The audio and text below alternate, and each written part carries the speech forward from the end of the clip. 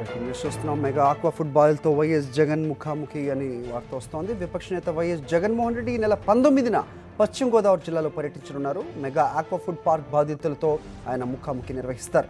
Aqua పార్క్ను వ్యతిరేకిస్తున్న Bhimavaram, Mogalthur మండలాలు, తుందూరు, బేతపూడి, జొన్నలగరువు గ్రామాల్లో ఆయన పర్యటిస్తారు. ఇప్పటికే వైఎస్ఆర్సీపీ బృందం బాధిత గ్రామాల్లో పర్యటించింది. మెగా ఆక్వా ఫుడ్ బాధితులకు అండగా ఉంటామని హామీ ఇచ్చింది. గ్రామాల్లో పరిస్థితి ఈ బృందం వైఎస్ జగన్కు వివరించింది. దీంతో ఆయా గ్రామాల్లో పర్యటించాలని వైఎస్ జగన్ నిర్ణయించారు. బాధితులకు బాసటగా నిలవాలని ఆయన నిశ్చయించారు.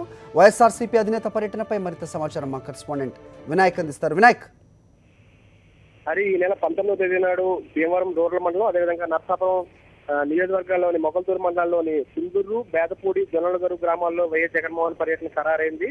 ఈ నెల 19వ తేదీన ఉదయం ఈ గ్రామాలకు చేరుకుని మెగా ఆక్వా ఫుడ్ బాధిత గ్రామాల్లో ఆయన పర్యటించబోతున్నారు. Godavari mega aqua food park ను 150 కోట్ల రూపాయలతో సిందూరు గ్రామంలో ఏర్పాటు చేయబోతున్నారు. గత 2.5 సంవత్సరాలుగా ఇక్కడ ఈ గ్రామస్తులందరూ కూడా ఆ మెగా ఆక్వా ఫుడ్ పార్క్ ను నిర్మాణాన్ని వ్యతిరేకిస్తూ వస్తున్నారు. అనేక పోరాటాలు కూడా చేయడం జరుగుతుంది. ఇప్పటికే అనేక రూపాల్లో వాళ్ళు విరతపత్రాలను కూడా అధికారులకు ఇవ్వడం జరిగింది. ఈ మెగా ఆక్వా ఫుడ్ పార్క్ వల్ల తమ గ్రామాలన్నీ కూడా, పచ్చని గ్రామాలన్నీ కూడా కాలుష్యం ఏర్పడుతుంది.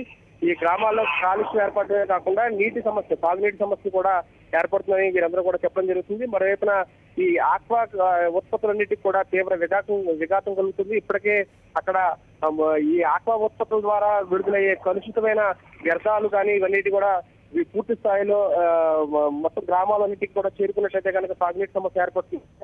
అదే రకంగా అనారోగ్య సమస్యలు వస్తాయని వీరంతా కూడా భయాందోళన వ్యక్తం చేస్తున్నారు. ఈ నేపథ్యంలోనే వారు అనేక పోరాటాలు కూడా చేయడం జరిగింది. ఈ నేపథ్యంలో ఈ నెల మొదటి వారంలో వైఎస్ఆర్సీపీ ఆధ్వర్యంలోని, అంటే భారత సారథి, అదేవిధంగా జిల్లా అధ్యక్షుడు ఆధ్వర్యంలోని బృందం ఈ గ్రామాల్లో పర్యటించడం జరిగింది. ఆయా గ్రామాల్లో గత 2 నెలలుగా సుమారుగా ఆ బాధిత గ్రామాలన్నింటిలోనూ కూడా 144 సెక్షన్ విధించి కొన్ని కేసులను కూడా బాధిత గ్రామస్తుల మీద విధించడం జరిగింది. కేసుల్లో కూడా కొంతమంది ప్రస్తుతం కొందరు జైల్లో కూడా ఉండడం జరిగింది. ఈ నేపథ్యంలోనే అక్రమ కేసులు తమ మీద బనాయించడం జరిగింది. అదేవిధంగా తమ గ్రామాల్లో 144 సెక్షన్ అక్రమంగా విధించడం జరిగిందని చెప్పి పోలీసులు తీరును నిరసిస్తూ గ్రామాల్లో నిరసన కార్యక్రమాలు కొనసాగుతూనే ఉన్నాయి. ఈ నేపథ్యంలో వైఎస్ఆర్సీపీ బృందానికి వీరంతా కూడా వివరించడం జరిగింది. తమ గ్రామాలు, పచ్చని గ్రామాల్లో ఈ విధమైన పరిస్థితి వల్ల తమంతా 2.5 ఏళ్లుగా పోరాటం చేసినప్పటికీ కూడా ప్రభుత్వం నిర్లక్ష్యంగా వ్యవహరిస్తుంది. పూర్తి స్థాయిలో ఇక్కడ అసలు గ్రామస్తుల యొక్క అభిప్రాయాలు పరిగణలోకి తీసుకోవడానికి కూడా వారు వివరించడం జరిగింది.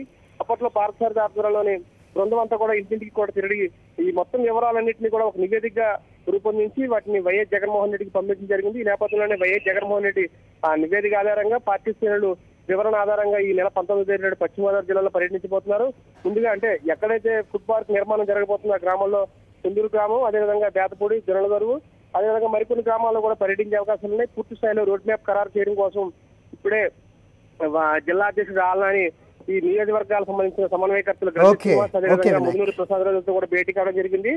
రైతున ఈ ప్రాంతంలో మత్స్యకారులు కూడా తీవ్రస్థాయిలో వ్యతిరేకిస్తున్నారు. ఈ నేపథ్యంలో మత్స్యకారులతో కూడా మాట్లాడి వారి యొక్క సమస్యలు కూడా తెలుసుకునే ప్రయత్నాలు వైఎస్ జగన్మోహన్ రెడ్డి చేయబోతున్నారు. మొత్తంగా అసలు ఈ పార్క్ నిర్మాణం వల్ల లాభమా నష్టం అనేది కూడా పూర్తి స్థాయిలో ప్రభుత్వం తేల్చి చెప్పలేకపోతుంది. ఇప్పటికే అనేక దశల వారీగా పోరాటం కొనసాగుతున్న నేపథ్యంలో మరోవైపున వామపక్షాలను కూడా మద్దతు ప్రకటించిన నేపథ్యంలో పూర్తి స్థాయిలో ఇక్కడ వ్యతిరేకత ఉన్న నేపథ్యంలో అసలు ఈ నిర్మాణాన్ని పూర్తిగా మేము వ్యతిరేకిస్తున్నాము. పూర్తి స్థాయి